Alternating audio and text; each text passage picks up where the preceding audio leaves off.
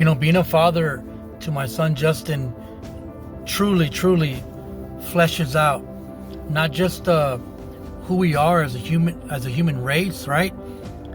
But it brings into full color the gospel, what it demands, what it requires, and really who we are in the face of a holy God.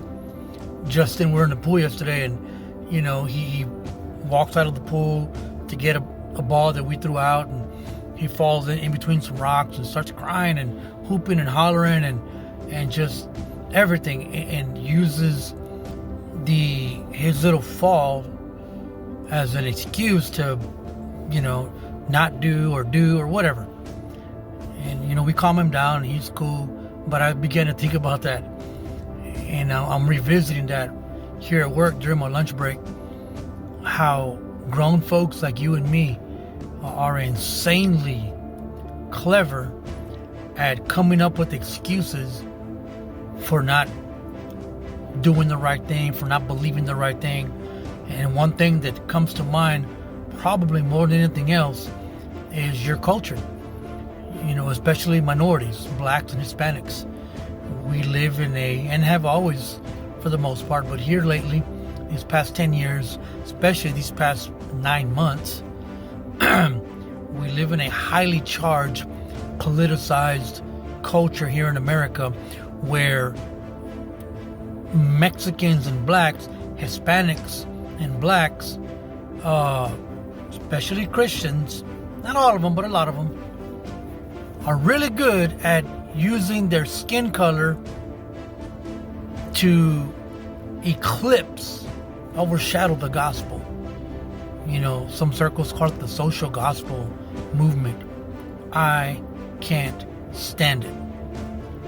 I can't wrap my peanut brain around the fact that some Hispanics and some blacks, not all of them, but some of them have a penchant. There's this toxic relationship with their skin color, with their culture, so much that it overshadows gospel truth.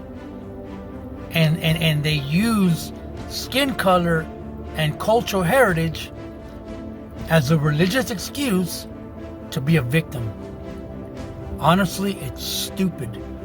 There's no gospel in that. Jesus didn't come to save culture. He came to save humanity, regardless of ethnic background, regardless of melatonin, regardless of any of that. The gospel comes for everybody, right? But we've got these groups, right, who make it their aim to use the scriptures to justify, conceal, hide behind a victim mindset. And it's really sick. It's a bastardization of the gospel. It's crazy. And a lot of ministers do it. If this is you, I want to challenge you. If there was no skin color, if there was no cultural background, if there was nothing, no American slavery, no riots in LA when the Chicanos took root, like nothing ever happened. Indians weren't savaged, right? When Columbus discovered America, like if there was none of that, would you still be happy? Would you be happy?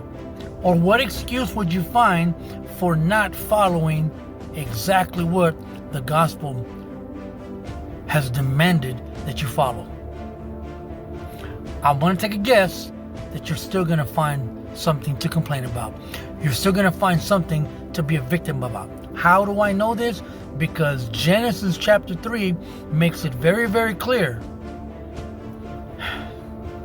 that in an environment where everything is perfect, Adam and Eve were in this flawless environment, and they still squandered that stewardship.